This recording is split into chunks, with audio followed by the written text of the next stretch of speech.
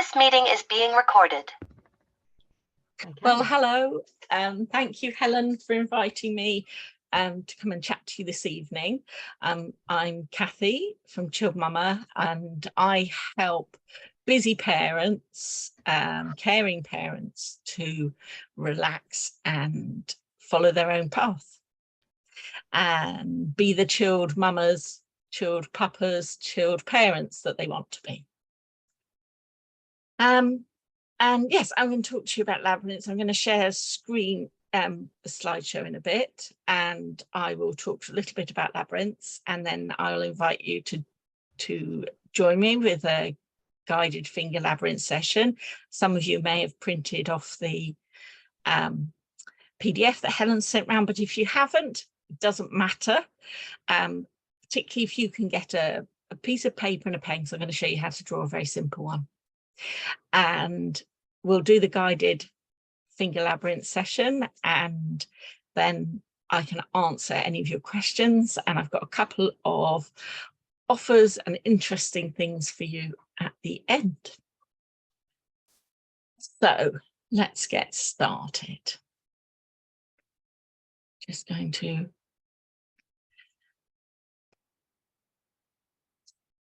So this is me on the Labyrinth at Toff Manor in my weekend retreat last year. And I'll talk about the different labyrinth, what is a labyrinth, and why you should bother with them, what good are they, what do you get out of walking the labyrinth. So this is me just reading a poem to somebody who is about to walk the labyrinth. I like to creatively do a bit of ceremony around it. So there's a tap with water where you can wash your hands, wash your feet before you walk the labyrinth, and or drink some of the water. And then I read a poem, and everybody sets off at it individually with a short gap between people. And we do it in silence, so it's everybody's on their own journey. And it's okay to overtake people and stuff like that. Everybody, you do it at your pace. There's a little bit about me, what I like. So I'm a Veriditas trained labyrinth facilitator, and there are relatively few of us in the UK. Veriditas is just an international body for labyrinth facilitators. And it also collaborates with events like the World Labyrinth Day and things. I'm trained to do other things like forest bathing and closing the bones. I'll tell you a bit more about them. But I have, for the last 20 odd years, I've been working with parents, doing everything from pregnancy relaxation. I've been a doula, parenting practitioner, and I've run workshops and courses, and I'm stopping doing that work, or rather sort of the parenting and the birth and baby stuff. I'm training people to do that as part of my plan towards retirement, and I'm focusing more on well-being, because when I started, this was like the internet was in its infancy. We didn't all have internet at home, and it was all about giving parents information that they didn't have, and helping them know what their choices were, and for birth, for parenting. And now it's changed. Now there is so much information out there, it's a bit overwhelming. What I'm finding is that parents don't necessarily need more information. What they need is a space and a time and a structure in where they can think about it and sort it through and work out what they want to do, what's going to work for them and their family. And they want connection. I think, since the pandemic, we've felt even more isolated. And if, it can be hard to find people who are like-minded. So that's what I do. I create a Chill Mama community, bringing people together.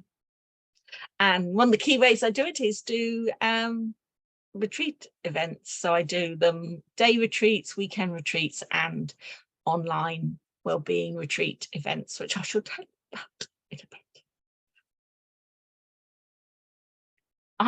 I'll tell you in a little while where I discovered Labyrinths. This is one of the ones that I drew on the beach that Helen was talking about, that her children, this is in Bantham in South Devon, where we're on holiday. We've been a couple of years.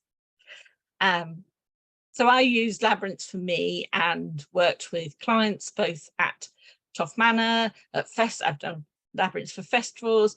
This is a client that I was supporting her prepare for the change of giving birth and things going on in her life.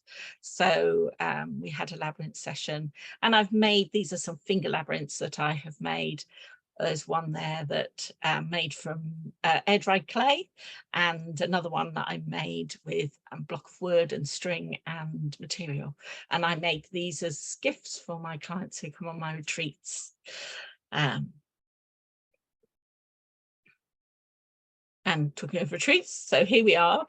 So you can see that on the left-hand side, Toff Manor has two amazing labyrinths.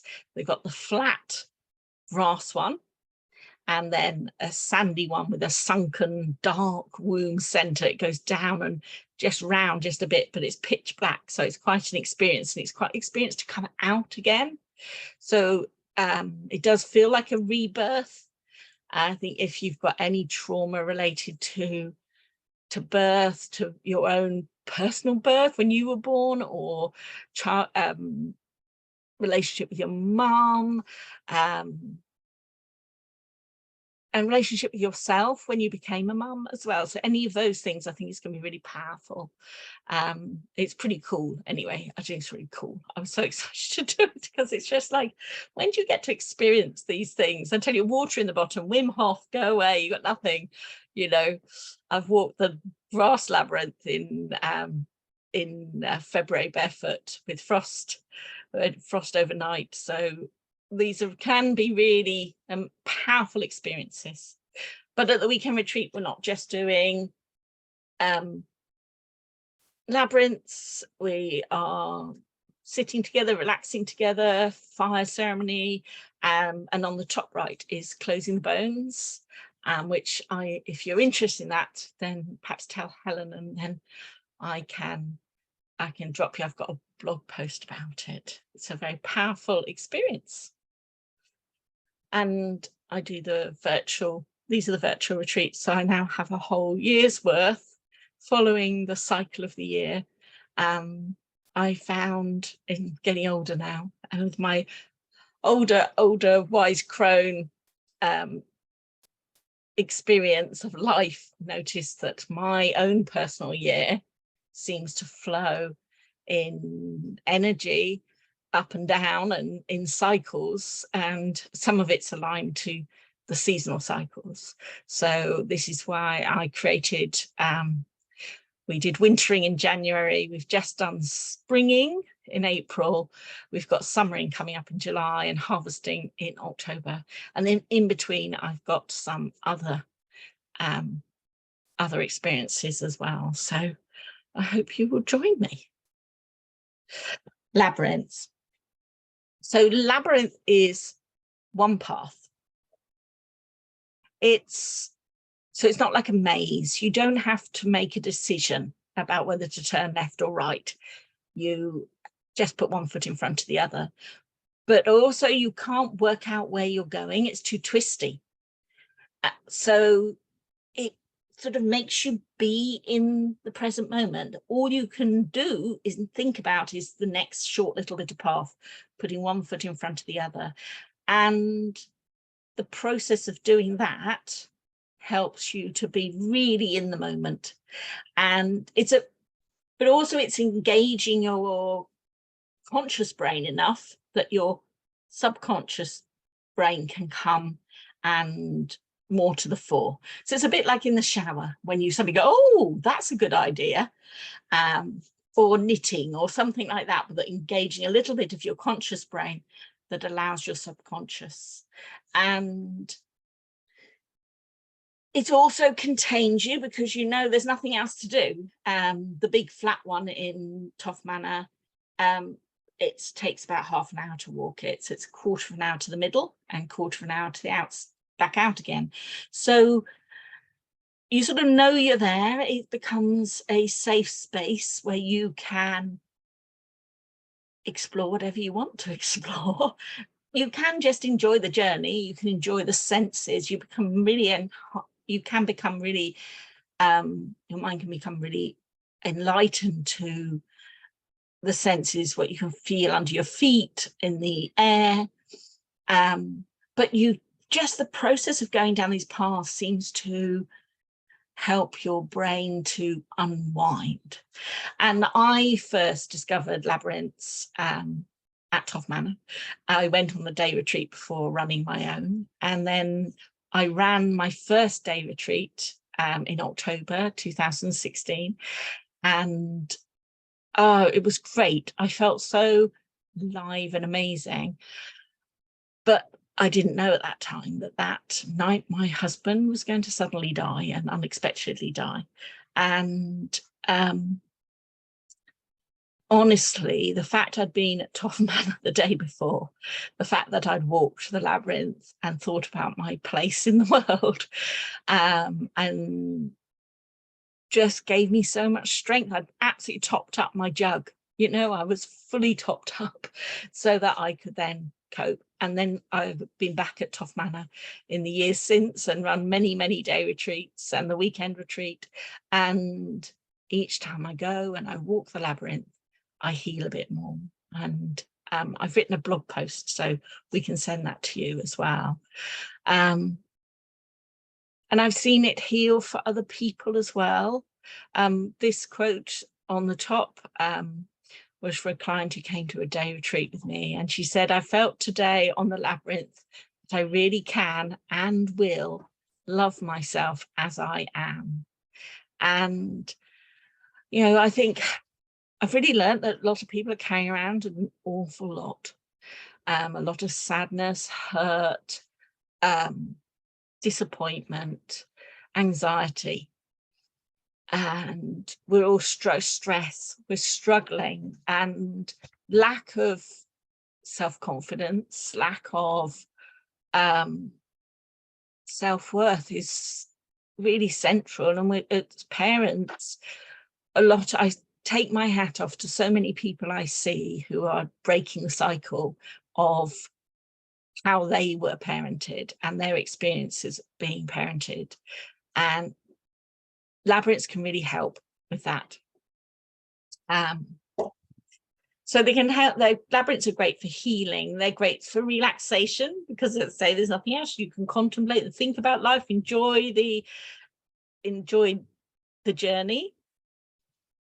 And they can also really good at helping you think. So you find labyrinths in universities, you find labyrinths in churches, you find labyrinths in hospitals, and retreat centres. But I've been following somebody building a labyrinth in a hospital in the States this week. It's beautiful. And it's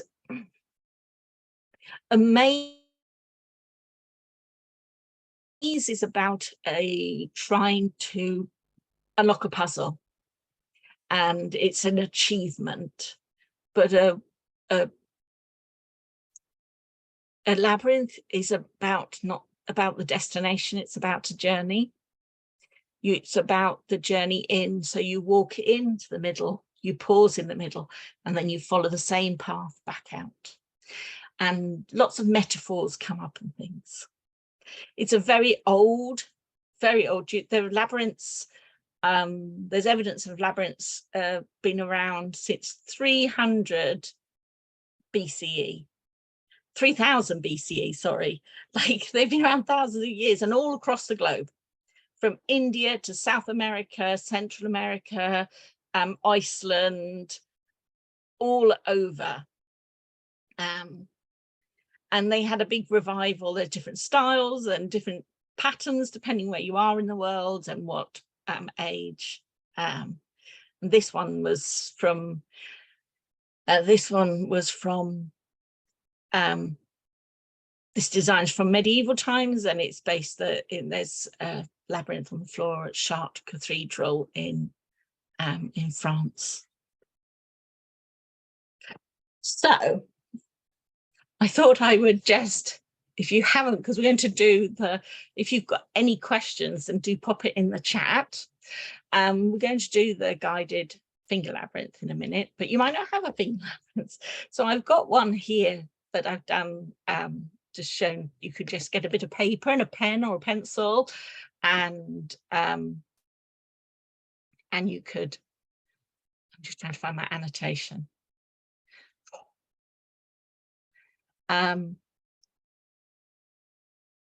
Let's get a nice color. So you can draw one just like that. So it can be a heart, or you can draw a circle like that, and straight down. And then starting on the side that's open, go all the way around, go all the way around, but just pause, don't join that one, and then go down to the stem a little bit below that. And then just pause, don't go all the way to the end, staying on that side, go to the stem. And that way you can do as many different, you can keep going as long as, just make the stem longer, or you can do a little in way. And so you can see that this is one path that goes all the way round to the center, and then you follow it out. And in fact, a spiral is a labyrinth. It's one path to the middle and back out. So even if you don't want to do something like the one that I've just shown you, you could just draw a spiral. I hope that is self-explanatory. Has that been helpful to you? Oh, I've got to clear all drawings. There we are. So I'm going to do the guided finger labyrinth. So the idea behind this is that you can follow with your finger, but I recommend that you perhaps not your usual finger. You can if you want, or try a different finger, a finger from the other hand that you don't normally use. And I will start, I'll read a poem, and when I finish the poem, then start the labyrinth. You follow the labyrinth to the middle, and then pause, take a deep breath, let your shoulders drop, and wait for as long as you feel comfortable, and then follow the path back out again. And when I come out, I'll read another poem so that you'll know. It will take about 10 minutes. I'm going to try sharing my music and see if that works, but if it doesn't, then that's fine too.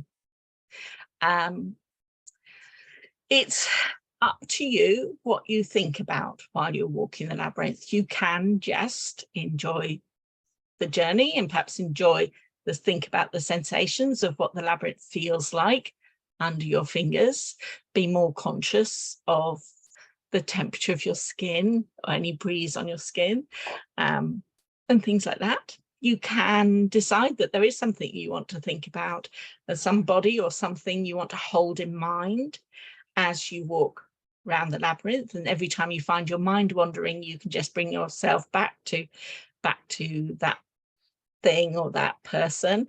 And you can do the same with a word. So you might want to choose a word that comes to you that you then can, anytime you can just repeat that to yourself, or anytime you change direction, you could say it to you. It's up to you. Some people like to think of a question or a puzzle or a dilemma on their way to the middle, and then just come back out again and see if anything comes up. I would recommend treating everything on the labyrinth as a metaphor. So if you find that you're heading back out again and you're thinking, I'm sure I must maybe you just need to walk the path again.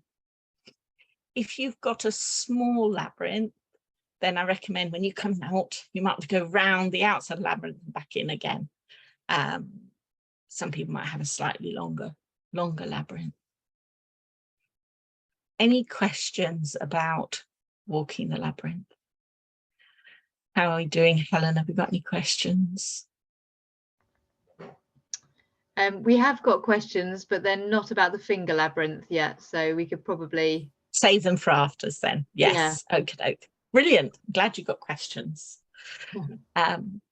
Right. Well, I shall try playing my music. As I say, I'm going to read a poem at the beginning, and then I will read a poem at the end, but do it in your own pace. Oh, I've got a candle to light.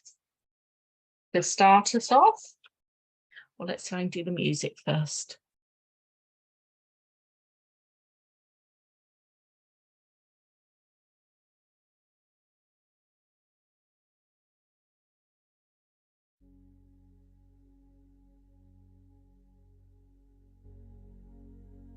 Can you hear the music at all?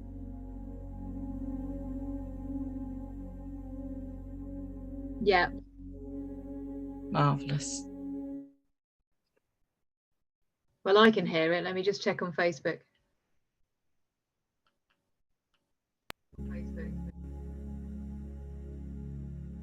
While you're doing that, I shall light candle. While you're doing that, I shall light candle. While you're doing that, I shall light candle. Yeah, it's working, Kathy.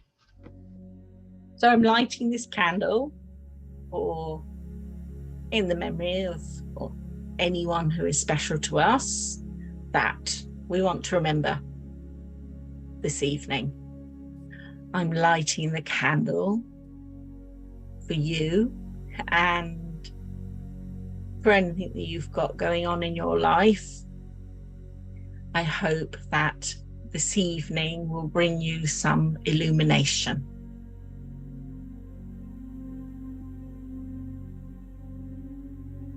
I invite you to take a deep breath in and a longer breath out. Let your shoulders drop and your jaw relax.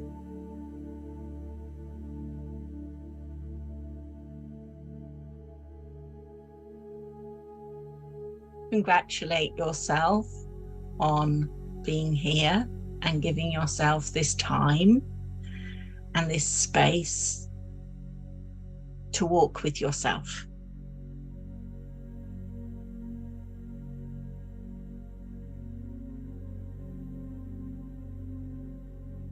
I invite you to come to the labyrinth with no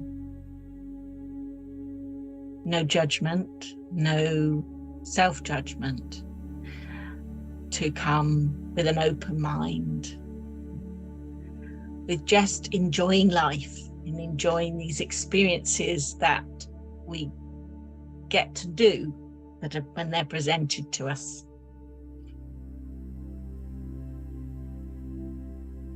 And this is a poem that was written specifically for walking the labyrinth. Come into the quiet and be gracious with time and with yourself. Take off your thoughts, anxieties, expectations, and lay them aside. Ease into the silence and surrender to the stillness.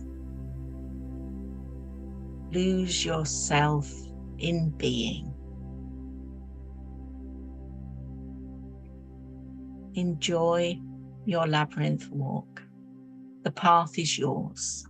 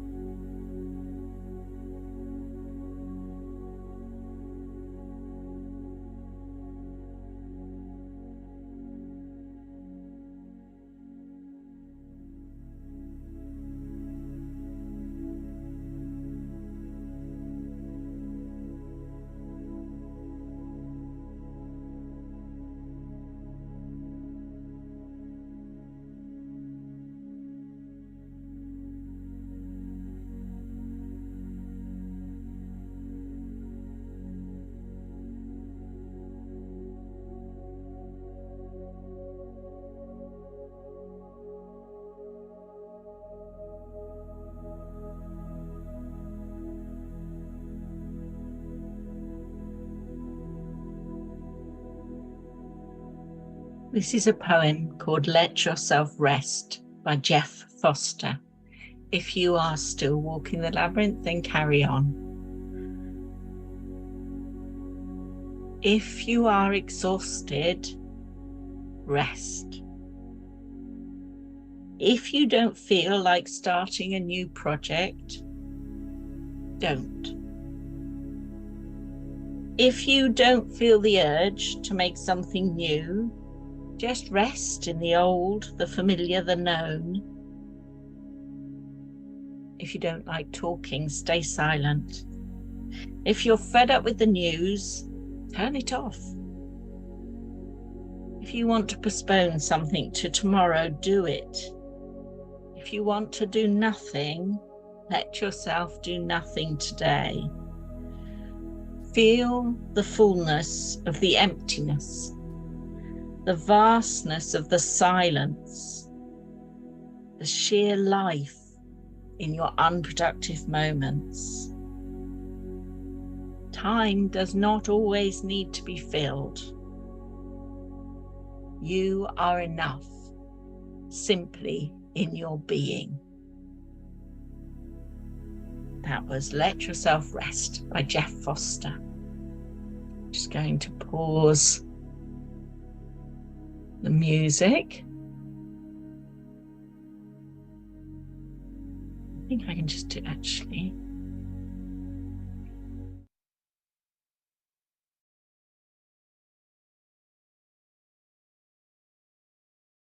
Hopefully you can see my slides still.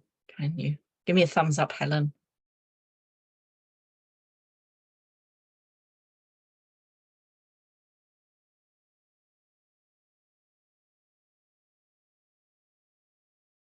I hope you enjoyed that. I would love to know how you were feeling. I'll stop the share now, actually, and I'll show you that bit at the end before we go. So, how are you feeling? How was that? Put in the chat, in the Facebook. Did anything happen to you? Did anything come up for you? Did a word come up? Did you just enjoy it? Did you find a sense of, did any feelings come up for you? Did you have a sense of peace or, yeah, I'd love to know.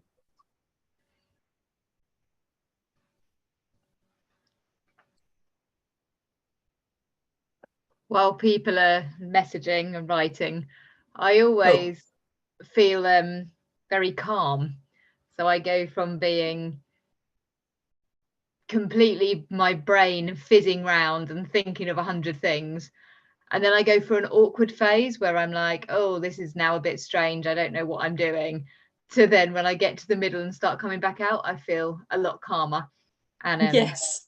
Yeah, it's like I've gone through the process of, I'm used to being a very active person, so to go to a very, I suppose, sedentary activity is very hard for me to do, because I'm not used to stopping and doing something so calm. And so it takes me a while to allow myself to be calm before I can actually do it. So yeah, it always fascinates me doing the labyrinth, because it's way out my comfort zone. Yeah. But I think not everybody finds relaxation easy, but this is a tool that can help you if you don't find like lying down and listening to music easy to relax, because this is, although it's a sedentary one, well, the walking ones aren't, but the finger ones are, but because it's you're still doing something, and it sort of forces you to slow down a bit, doesn't it? Particularly if you rush, and then if you're rushing or thinking about other things, and you go, right, now I'm lost, I have to start again. And sometimes I find I like using it before I go to bed, because it calms me down, particularly if I've been really busy and lots of things in my mind. But sometimes I find I have to do it twice because I rush it and then go, oh no, I still don't feel very relaxed. So right, do it again, slower, do it slower. But I recognize that sort of that tension, like, why am I doing this? What's the point of that? And then when you start heading out to the labyrinth, you're like, no, I don't want this to finish. I don't want this to end. So Right, we got some questions then, Helen, and comments. Yeah, we have. A few of them came in before you ran this, so you've answered some of them. So we had, what do you actually do, which we obviously know now. How is it actually a tool? But again, we've explained it. But some of the questions we've got that you could still answer. One of them that came in was, what is the best labyrinth that you have ever experienced? Oh, I love that one. And that's really easy. I've done a few labyrinths around the UK, but the one at Toff Manor, the grass one at Toff Manor, it's something special. It's the size of it, because not many are that big but at that style, because that style with all the paths is quite tricky. So you can have ones that are bigger, but it's not quite such a complicated, it doesn't have as many turns. The fact it's grass, so it's nice to walk barefoot. Where a lot of labyrinths that I've been to have been gravel or stone paths. There's one in Milton Keynes, those of you who are local, there's one in Milton Keynes, not the one near the Peace Pagoda. That's not quite a labyrinth, because actually it's got a couple of different exits and entrances, and it's slightly more like a maze. They're called mazes. But there is one in Campbell Park, which we bumped into that time. You and I were walking through, going to that festival. And I've been there a few times. But again, it's the single brick path, so it's not as easy, as comfortable to follow. But the one at Toff Manor, and it's very special. It's in a very peaceful corner, and it's got water running down it. So you turn the tap on before you start walking the labyrinth, and water is the copper pipes taking the water, following the paths to the middle, and then it's back out again to the tap. So the water that comes out the tap has gone through the labyrinth. So that's really special, but it's flowing underneath you while you're walking as well. So yeah, that's very special. And I've really enjoyed the other one at Toff Manor is quite a different experience, but it's really hard to find. Like the one at Ely Cathedral is really small. So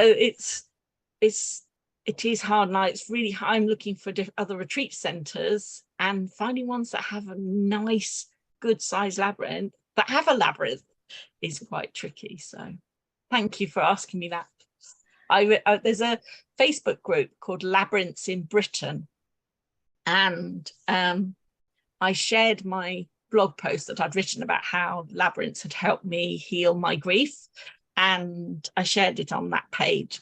And one of the guy who designed the labyrinth at Toff Manor, he's on there, and he commented and said how much he'd enjoyed making it. So it was lovely to be out. He said it was lovely to hear stories of how it's people are enjoying it.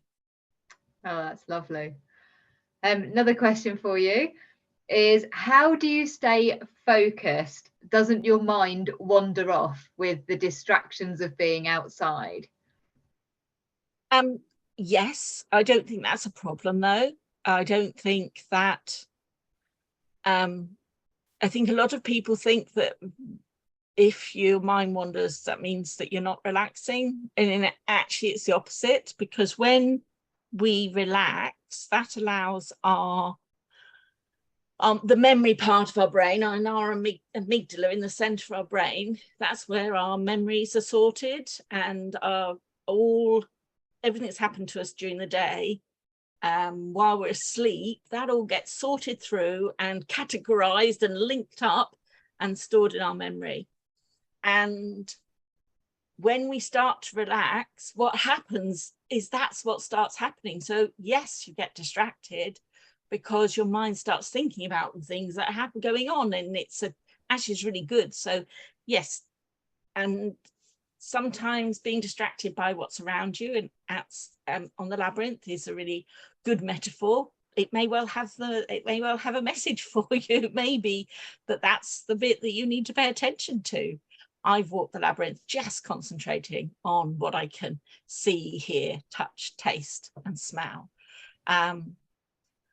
but you do, the only thing is if you do have to have a certain amount of concentration on the path, or you can go like, which way am I meant to be going? And it doesn't matter if you have to walk back again. But I think just stopping and bringing yourself back into your body, or to having that like a word that you can say to yourself to bring yourself back, or you're just pausing and standing still for a bit and appreciating nature all around you.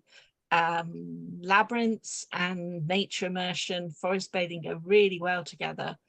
Sort of labyrinths can really help center you and center you in a place. And so being outside actually adds to that. It adds to the labyrinth experience. Oh, great lovely. question. Yeah, we have another one. I sent an email out, you see, earlier, so people have emailed back with some of the questions. Brilliant. Well done. Thank you, everybody. That's really nice. It's nice to have some questions. I should have written down who they're from though, so apologies for not being able to say who they're from. I just scribbled them down. So last one was, how often do you use like a finger labyrinth, or create a labyrinth at your house, and how does it make you feel? So kind of like two questions. Yeah, great. Yes, I've got a variety of finger labyrinths, and I have got a particularly beautiful one that I had made. I'm going to meet the man who made this next week, actually, because he's making me some wooden cups for Forest to do a tea ceremony at the end of forest bathing session at my weekend retreat. But a couple of times a week, I will use a finger labyrinth. I tend to make labyrinths in the garden in the summer months. And I haven't done one, but we just cut the grass at the front garden. It's quite a nice space for a labyrinth. So, and I'm using water-based chalk paint that sprays out of a tin. If you've ever watched football matches on the telly, and the ref needs to mark the line for where the defenders have to stand behind, or the other players have to stand behind the line, that's what I use, and I can mark a labyrinth. But you saw I've made labyrinths with scarves. I've done that frequently. So just in the last few months, I did one at a International Women's Day event. I did one. The Mayor of Leighton Buzzard was doing a wellbeing event, and I did a labyrinth for that. So yeah, and I've got a day retreat at this weekend and at a centre that doesn't have a labyrinth, so I'm making a labyrinth for that as well. Brilliant. And how do they make me feel? It really depends. So I often use them in the evening to help me to calm down. Sometimes I just want to feel a bit calmer during the day. I have used them in the morning before I'm about to start work sometimes, because it can help me to focus. And so, but other times I use them and I can feel a bit unsettled after using them because thoughts have come up. That's okay too. It can be really helpful is when I'm stuck and I'm thinking, I don't know about to do, and I'm stuck here and I'm not sure how I actually feel about something, and I'm going to take it to the labyrinth. And so sometimes when you walk the labyrinth and you go, oh yeah, that is how I feel.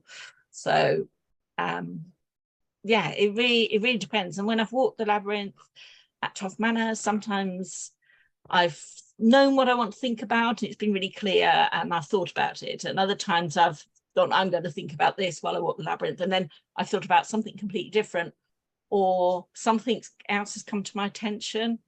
And other times I have just decided I'm just going to enjoy the walk. Yeah. Lovely. I hope that thank you. helps. And now, yeah, that's the questions for now. There's nothing else been added either, so cool. Thank you. So that's okay. So I'll just finish up and say that labyrinths are a tool. There's nothing magic about a labyrinth. What makes it magic is that it just taps into your inner you, and you are magic. So you have so much power and wisdom inside you. And most of the time, we're not even slightly aware of it. And all a labyrinth does is let some of it out. So just going to share my screen again. I have got, you can a free download on 4 Steps to Be a Chilled Mama on my website, if you want to get that. And then just a reminder, if you are interested in coming to the weekend retreat, it's only a few weeks away, but I still have a couple of rooms that are free, and I will give you a special discount for being Helen's followers. So just if you're interested, then drop me a message and I'll let you know. And I do have a day retreat on this Sunday near Hemel Hempstead. And there are a few spaces left on that as well. So if you want to come to something, then just, yeah, let me know, let Helen know. That's it. Thank you. Thank you, Helen. It's been really lovely to talk to you all. Oh, and thank you. Do get in touch. That's absolutely brilliant. I'm sure everyone that's been watching and those people that watch the replay will love to learn about labyrinths, because why would we know about them? They're not the sort of thing that are in your face. And so it's a wonderful tool to just gain. And the fact that you've shown us how to draw one is really lovely as well, because we've got our own quick fix if you're suddenly out somewhere, and it's really easy to learn how to do that. So that's really lovely to have. You know, I know when I'm out and about now, if I need it for a client, I can equally sort of make it in the sand, you know, when we're walking up a rush. Absolutely. Yeah. It's really helped from seeing how I could use it and how anyone could use it day to day. It's not, yes, we could do with your knowledge of explaining it, but to be able to make your own one quickly is actually really fabulous. Yeah. Lovely. Right. Well, thank you. We've come to the end of our time, and thank you very much. Anyone that would like to know more from what Kathy does, please drop a message to me or follow any of the links that we can get you in touch with, Kathy. Yeah, I'm Chilled Mama Kathy on Facebook and Instagram. Yeah, her retreats are outstanding. You know, I've been on a but they are amazing, especially the Closing the Bones, which would only be at the weekend retreat. So if you were thinking it was something you wanted to do this year, then yeah, I would highly recommend it. It's a pretty amazing way to spend a day or a weekend. Thank you, Helen. Yeah, it's really nice doing these online retreats, experiences. That was like the wintering, the springing we've just finished, and if you sign up to my weekend retreat, you get a whole year's worth of these for free. And I've got a few of the people who are booked on in June that have been attending these, and in fact they came to last year's weekend retreat as well. So I was like, right, I shall do these online events and then I shall tell people about my weekend retreat. And I haven't needed to, because the people that have been before have just been telling everybody, you need to come. So yes, very friendly, really relaxed, don't have to worry about anything. It's not too woo, it's just, yeah, just being us. Sounds perfect. Thanks, Helen. Brilliant. Well, everyone, hope you have a lovely evening, and get in touch if you want to find out anything more. But for now, we will say goodbye and good night. Take care. Bye.